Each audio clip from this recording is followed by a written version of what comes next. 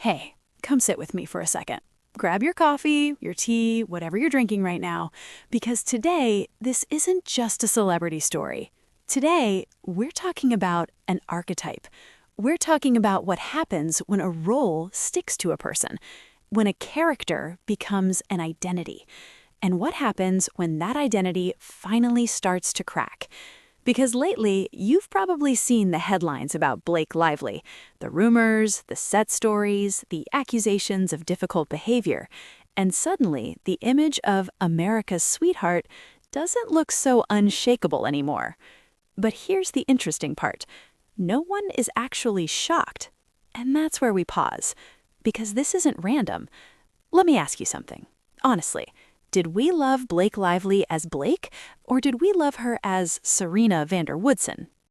Because some characters don't stay on the screen. Some characters follow the actor home, and some roles aren't really roles at all. Serena Woodsen wasn't just a TV character. She was a fantasy. Beautiful, privileged, untouchable, a woman who always landed on her feet while everyone else paid the emotional price. Sound familiar? Exactly. Very Serena. And for years, that's how we saw Blake.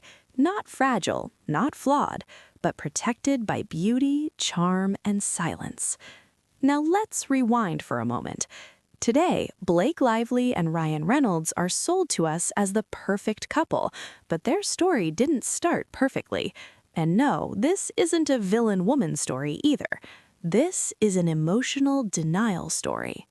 When Blake and Ryan met on the Green Lantern set, there was no big love story. In fact, quite the opposite. For Ryan, Blake was a very fun coworker. For Blake, Ryan was someone she got along with well on set.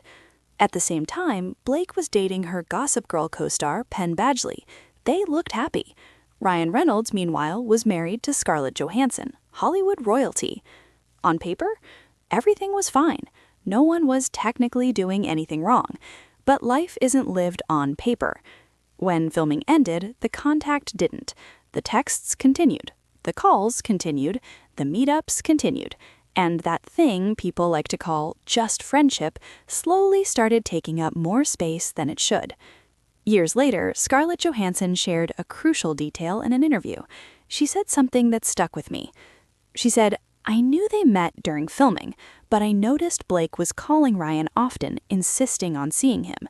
It made me deeply uncomfortable. It created serious tension in my marriage." Pause right there, because this isn't about jealousy. This is about boundaries. And then comes that infamous double date night. Ryan is there with another woman. Blake is there with another man. But that night, they both realize the same thing. The people sitting next to them are not the people their hearts belong to. For Ryan, seeing Blake with someone else is unsettling. For Blake, seeing Ryan with another woman feels just as painful. Nothing officially starts that night, but denial ends. And soon after, Ryan Reynolds and Scarlett Johansson end their marriage. Not long later, Blake Lively and Ryan Reynolds start appearing together. And the world says, how romantic, how meant to be. But no one really asks the harder question. Was everyone innocent here? And this is where Serena comes back into the room. Serena Woodsen was never the bad girl, but she was always immune to consequences. Other people paid the price for situations she floated through effortlessly. And maybe Blake Lively was never acting.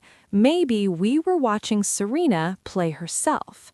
That's why the recent stories don't shock people, because the untouchable girl shield is cracking.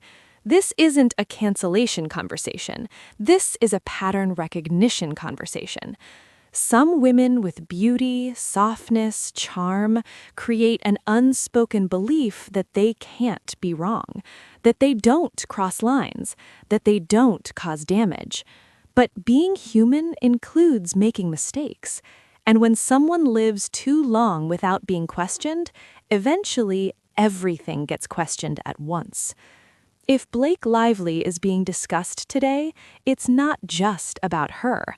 It's about privilege, about the good girl image, about beauty as armor, about silent power. And maybe that's why this story hits so many people so deeply, because we've all known a Serena, or at some point, we were Serena. And I want to end with this. Some characters don't stay on the screen. Some roles blur into real life, and some stories repeat themselves, even years later. Maybe Blake never acted. Maybe we spent years watching Serena. And yes, my love, some characters don't stay on the screen.